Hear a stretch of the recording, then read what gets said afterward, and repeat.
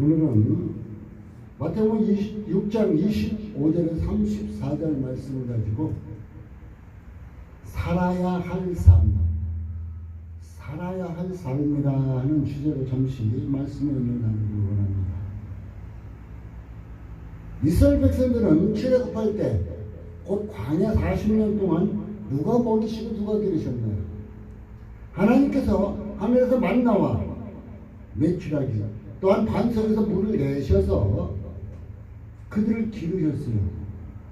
사막 가운데서 이제 그들이 낮에는 더욱가봐 구름 기둥으로 그들을 시원케 해주셨고 밤에는 그들에게 기온이 떨어져 추우니까 불 기둥으로 따뜻하게 하시면서 그들을 인도하신 것을 볼 수가 있습니다. 바로 하나님께서는 그들에게 그들이 어째 울부짖으며 기도했어요. 필요할 때마다.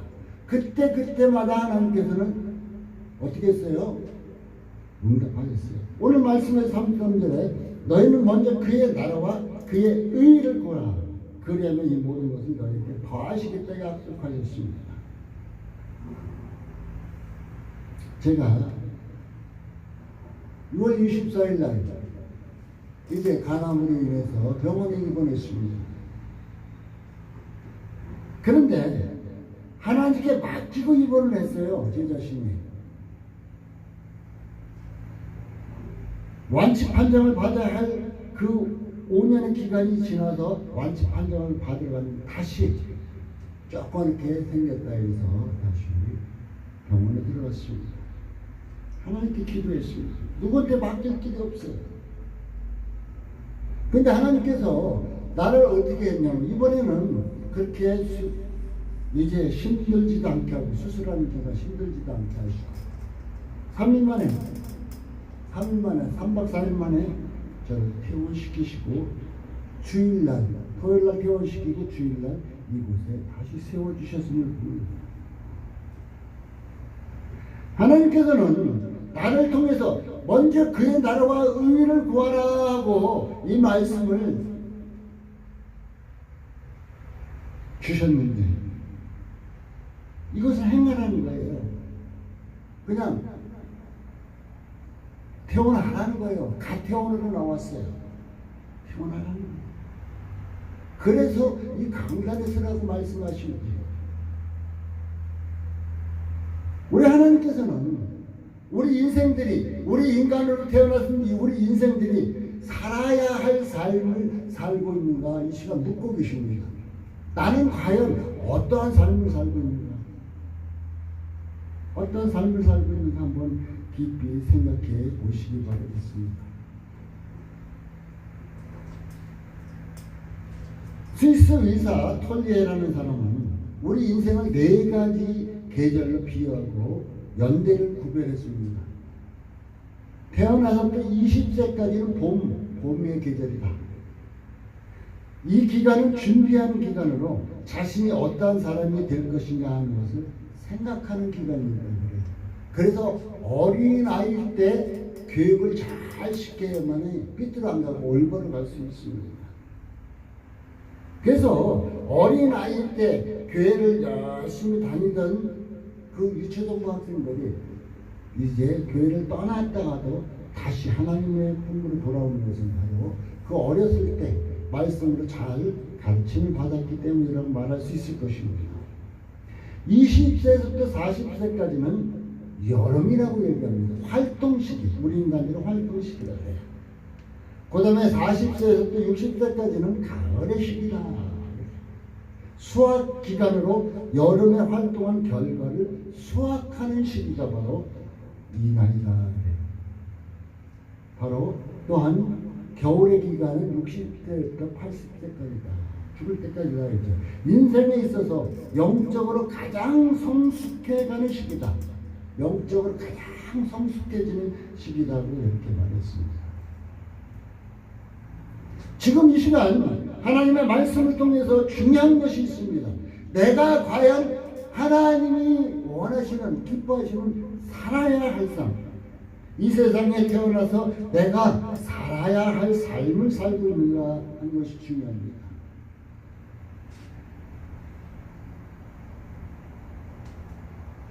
많은 사람들이 여러 가지의 삶을 통해서 살아가죠. 모습으로.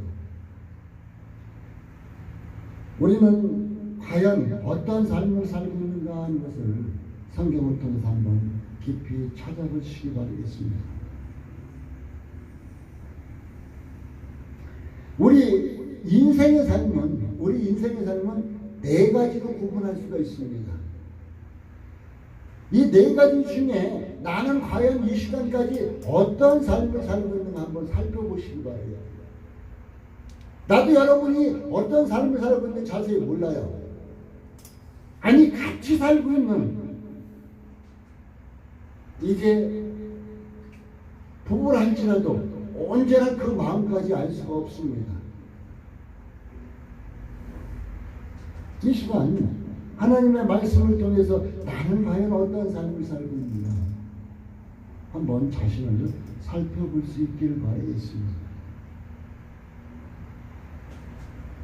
제 자신이 두 번의 죽을 고비, 그 옛날 같으면 아니다 하면은 사망선고다 그랬어요. 근데 요즘도 같아요. 사망선고다. 특히 그리고 암이 재발했을 경우는 그 사람 무조건 죽었다 그랬어요.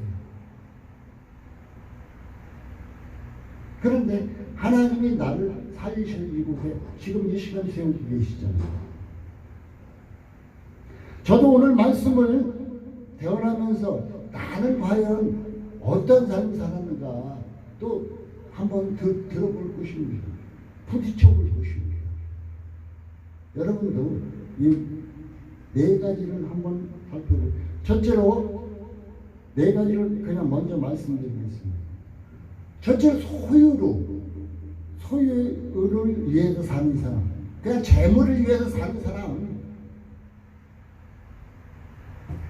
두 번째로는 자아, 곧 나를 위해서 사는 사람, 자기만을 위해서 사는 사람. 세 번째로는 타인을 배려하면서 사는 사람. 타인을 배려하면서 사는 사람. 요즘 코로나로 인해서 이제 의료진들 얼마나 고생해요. 그 타인을 위하는 삶이에요. 그들이 돈을 벌겠지만은 그래도 타인을 위하는 마음이 없어 절대 그렇게 할 수가 없습니다. 네 번째로 제일 중요한 건 뭐냐? 하나님을 위하는 삶. 여러분, 하나님께 택함 받았습니까? 하나님께 부름을 받았습니까? 그렇다면 어떤 삶을 살아요? 하나님을 위하는 삶이 필요하죠. 그래서 이 네 가지 삶을 한 가지 살펴보면서 과연 나는 지금 어떠한 삶에서 살고 왔다 갔다 하는가 살펴보시기 바라겠습니다. 첫째로 소유를 위하는 삶, 곧 재물의 노예가 되어서 살아가는 자, 돈의 노예가 되어서 살아가는 자, 이런 자를 얘기할 수 있을 것입니다. 누가복음 19장 8절에 보면은 19장에 보면은 삭개오라는 세리 삭개오라는 사람이 나옵니다. 그는 자기 소유를 위해서 살았어요. 자기 동족들의 피를 빨아서 로마의 세금을 바치고 자기 동족들의 피를 100원 받을 거 200원 받아서 자기가 착복했습니다. 그는 자기 소유를 위해서 살았어요. 그런데 어느 한날 예수님이 지나가신다 하니까 키가 작았던 삭개오는 어떻게 돼요? 예수님을 볼 수가 없어. 사람들이 많으니까. 그래서 뽕나무로 막 올라가서 지나가시는 예수님을 바라봅니다. 그때 어떻게 해요? 주님이 삭개오야 내려와라. 그 간절함, 예수님을 보고자 하는 그 간절함을 예수님께서 아시고 삭개오야 내려와라. 우리 주님은 여러분이 지금 이 시간도 간절히 주님을 만나고자 하는 그 마음을 보신다는 거예요. 그래서 삭개오 집에 들어가서 이제 그가 베푸는 음식을 먹고 마셨죠. 그는 어땠어요? 주님을 만난 후에 변화가 됩니다. 자기가 남들에게 착복한 거 갖겠다. 완전히 갖겠다고 하면서 변화가 됩니다. 바로 예수를 만난 삭개오같이 예수를 만난 사람은 그 전에는 소유를 위해서 살았지만 나중에는 누구를 위해서? 하나님을 위해서 사는 사람으로 변화된다는 것입니다. 그러면 지금까지 나는 교회에서 열심히 봉사하며 살았는데 난 소유를 위해서 살고 있는데 어쩌죠? 예수를 못 만난 거죠. 나는 지금 그냥 돈을 지금 막 불의의 돈을 막 쌓고 있어요. 교회에 헌금이 들어온 거, 하나님께 들어온 것을 갖다 뒤로 착복하고 있어요. 그럼 그는 뭘 위해? 소유를 위해서 사는 거죠. 도적질하며 사는 거죠. 하나님께서 그에게 예수를 만났다고 누가 말할 수 있겠습니까? 아무리 목사를 할지라도, 아무리 주의 사명을 받았다고 큰소리 치는 자 할지라도 소유를 위해서 살아가는 사람, 소유를 위해서 살아가는 사람에게는 예수를 만남이 없었다는 것이에요. 만남의 흉내를 냈다. 남들이 만났다니까 자기도 만났다고, 상상적으로 만났다고 이렇게 주장하려나 몰라도 진정 예수를 만나지 못했다는 것입니다. 삭개오는 어땠어요? 만나자마자 예수님의 부름에 응답해서 내려왔고 그를 만나면 그는 변화가 되었습니다. 예수를 만났는데 변하지 않는다는 것, 이거 큰 기적이에요.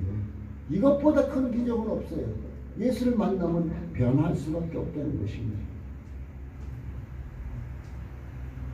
누가복음 12장 16절에서 21절에 보면은 어리석은 부자 어때요? 자기 소유를 위해서 살았습니다. 그는 누가복음 16장 21절에 자기를 위해서 재물을 쌓아두고 하나님께 대해는 분유치 못한 자와 같다. 자기를 위해서 이렇게 풍성해졌는데 하나님을 위해서는 분유치 않은 자가 되었다. 오늘 누가복음 6장 21절에 보면 내 보물이 있는 그곳에는 내 마음도 있다 그랬습니다. 우리의 보물이 소유다. 내 보물이 소유다. 돈이다. 그럼 내 마음도 거기 뺏겨 있는 거죠. 부자가 그랬어요. 결국 그는 어디 갔을까요? 지옥불에 던졌겠죠. 소유를 위해서 살아온 결과는 당장, 지금 이 순간 당장은 자신에게 도움이 되었겠지만 남은 것은 없습니다. 사실상 뒤돌아봐도 남는 거 없어요. 내 소유를 위해서 지나치게 살았을 때 사회에서는 악을 행하게 되고 이웃에게는 고통을 줍니다. 어때요? 요즘 많은 사람들이 자기를 위해서 사는 사람들은 이웃에게 고통을 주잖아요. 소유를 위해서 산 사람은 결국 불행한 사람이 된다는 것입니다. 어쩌다고요? 소유를 위해서 사는 사람이 결국은 끝내는 불행한 사람이 된다는 거예요. 나는 여러분들이 절대로 지금 이 순간까지 소유를 위해서 살았다 할지라도 이 순간 삭개오와 같이 예수님을 만나서 변화된 삶을 사시기를 예수님의 이름으로 축복합니다. 두 번째로는 곧 나를 위해서 사는 사람이에요. 나만을 위해서 사는 사람. 이것은 나를 향상시킨 이런 상태라고 볼 수 있지만 나를 표준으로 사는 삶입니다. 요즘 정치하는 사람들 어때요? 자기가 잘못했고 기소가 되었는데도 나쁘다고, 기소를 시킨 검찰들이 나쁘다고 그 소리 치고 있어요. 또한 어때요? 요즘 자기들이 세운 검찰총장이 자기들의 잘못된 것을 조사하니까 그를 끌어내리려고 하고 있습니다. 왜? 자기가 기준이 돼 있으니까, 자기가 중심이 돼 있다 보니까 그런 거예요. 그러니까 자기가 하는 것은 모든 것이 다 잘하는 거예요. 자기가 말한 것을 번복해서 반대로 가도 잘하는 거예요. 자기가 하는 것을. 그러면서 남들이 하는 것은 다 못하는 것임을 볼 수 있습니다. 진정 요즘 자아를 위해서 사는 삶이 이러한 삶이다. 자기 중심적인 삶이라는 것입니다. 예를 한 가지 드리겠습니다. 어떤 학자가 그림을 그리기 시작할 때 그림다운 그림으로 그리겠다고 소박한 생각에서 그림을 그렸습니다. 그런데 그가 차츰차츰 알려지고 유명해지니까 어떻게 했을까요? 소박한 그림으로 자기의 상태를 잘 나타내던 그가 점점 더 유명해지니까 유명세를 타니까 돈을 벌기 위해서 그림을 그렸고 좀 더 있더니 협회 회장이다 하면서 자신의 명예를 위해서 살다 보니까 그 사람의 그림도 인격도 다 죽고 말았다는 것입니다. 지금 정치하는 사람들 자기를 위해서 살다 보면 나중에 보면은 후세에 보면은 그 이름이 죽은 자의 이름인가 산 자의 이름인가 알 수가 있습니다. 엊그제 삼선한 서울시장 자살했습니다. 안타까운 일이에요. 자살했다는 건 안타까운 일이죠. 그러나 뒷소문에 들리는 것은 이상한 소문이 들립니다. 그게 사실이라면 좀 안타까운 일이기도 합니다. 그것이 왜 그런 일이 벌어질까요? 왜 그렇게 추악한 일이 벌어질까요? 그것은 자기 중심적인 삶을 살다 보니까 추악한 일이 벌어졌습니다. 제 자신도 내 중심적으로 살다 보면은 그런 일이 벌어질 수밖에 없어요. 교회 안에서 목사가 그 성도를 건드린다. 이것은 왜? 자기 중심적인, 자기가 제왕적인 상태가 되다 보니까, 그렇게 됩니다. 죄의식을 못 느끼는 거예요. 자기 중심적인 삶을 사는 사람은 절대로 자기 자신이 하는 것이 죄라고 생각하지 않습니다. 나는 죄가 없다고 생각합니다. 지금 이 순간 나는 자기 중심적인 삶을 살지는 않았는가 한번 살펴보세요. 내 중심적인 삶 아무리 잘 살아도 어떻게 돼요? 가인과 같이 돼요. 나도 내 동생 아들같이 똑같이 내가 농사 지은 거 하나님께 제단에 쌌는데 왜 하나님 내 거 안 받아요? 왜 저놈 것만 받아요? 그럼 그게 죽이잖아요. 이렇게 돼버리는 거예요. 이렇게 자기 중심적인 삶이 되다 보니까. 사무엘은 어땠어요? 하나님의 말씀에 아말렉을 쳐서 멸하라고 하나도 남김없이 멸하라 했는데 아가강을 잡아왔지. 자기 명예를 위해서 짐승들 좋은 것은 다 끌고 왔죠. 그가 말하기를 뭐라 했어요? 사무엘에게 하나님께 제사 드리려고. 하나님께서 그거 받겠다고 하셨나요? 아니잖아요. 하나님께 제사 드리려고. 핑계는 오만 핑계는 다 돼요. 곧 자기의 중심적, 자기를 위해서 사는 사람들은 어떻게 되냐면 잘못한 것을 누군가 얘기하면 이 핑계 저 핑계 오만 핑계 다 되는 사람들이 그렇습니다. 하나님 앞에서는 그럴 거예요. 하나님께서 마지막 때 심판하시면 야 누구야 너 왜 이렇게 살았냐. 저쪽 핑계 다 되겠죠. 그러다 어떻게 될까요? 그래 너 네 마음대로 살았으면 저 지옥불로 가라.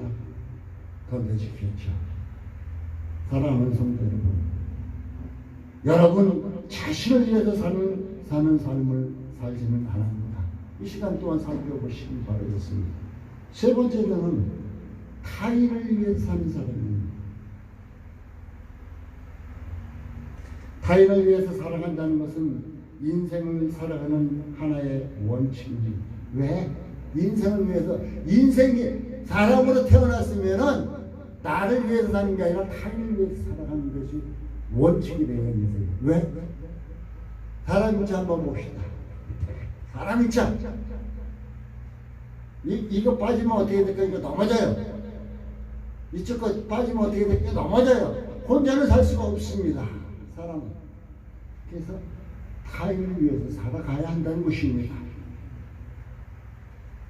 진정 소유를 위해서 산 사람은 남은 것이 없고 나를 위해서 산 사람은 절반 정도 남았고 타인을 위해서 산 삶은 다 남는다는 것입니다. 그래서 우리 주님은 말씀하기를 내 이웃을 내 몸같이 살아가라. 내 몸같이 살아가라고 말씀하신 것을 볼 수가 있습니다. 네 번째 삶은 하나님을 위하는 삶입니다. 이런 삶은 이 땅에서는 물론 내세 하늘나라에서도 영원토록 남을 삶이기도 합니다. 이런 삶은 보물을 하늘에 쌓아두는 삶입니다. 오늘 말씀 19절 말씀을 보면 6장 19절 말씀을 보면 너희를 위하여 보물을 땅에 쌓아두지 말라. 거기는 종과 등록이 해하며 도적이 구멍을 뚫고 도적질하느니라. 오직 너희를 위하여 보물을 하늘에 쌓아두라. 하늘에 쌓아두라. 거기는 종이나 등록이 해하지 못하며 도적이 구멍을 뚫지도 못하고 도적질도 못하느니라. 얘기해주고 있습니다. 그러면서 내 보물이 있는 그곳에는 내 마음도, 내 보물을 하늘에 쌓아두면은 내 마음도 어디 있어요? 하늘에 있어요. 저는 간혹가다 상담하다 보면 안타까운 것이 한 가지 있습니다. 천국에 대한 소망을 갖고 있는 사람들은 별로 없어요. 당장 이 세상에서 편안하게 예수 믿으면서 이 세상에 편안하게 사는 게 제일 목적이에요. 천국에 대한 소망이 없어요. 천국에 대한 소망을 가지고 있다면 하늘나라의 보물을 쌓는 이런 삶들, 이것이 없다는 것입니다. 여러분은 이 시간 이후로부터는 여러분이 제일 귀한 것, 보물을 하늘에 쌓아두는 삶이 되시기 바라겠습니다. 오늘 말씀에 보면은 너희는 먼저 그의 나라와 그의 의를 구하라. 우리 인생은 하나님께 택함을 받은 여러분 하나님께 택함 받았습니까? 여러분 하나님의 자녀로 인침을 받았습니까? 그렇다면 어떻게 해야 돼요? 하나님의 나라와 하나님의 의를 구하는 삶을 살아야 한다는 것입니다. 이것이 하나님께서 여러분을 택하신 목적입니다. 우리가 하나님을 위해서 살아가려면 필요한 것이 있습니다. 어떤 돈이 필요한 것은 아닙니다. 하나님 위해 살아가면 자신의 노예에서 벗어나야 한다는 것입니다. 이스라엘 백성들이 출애굽하듯이 그 노예에서 벗어나야 돼요. 그 근성에서 벗어나야 돼요. 소유의 노예에서 벗어나야 한다는 것입니다. 욕망의 노예에서 벗어나야 한다는 것입니다.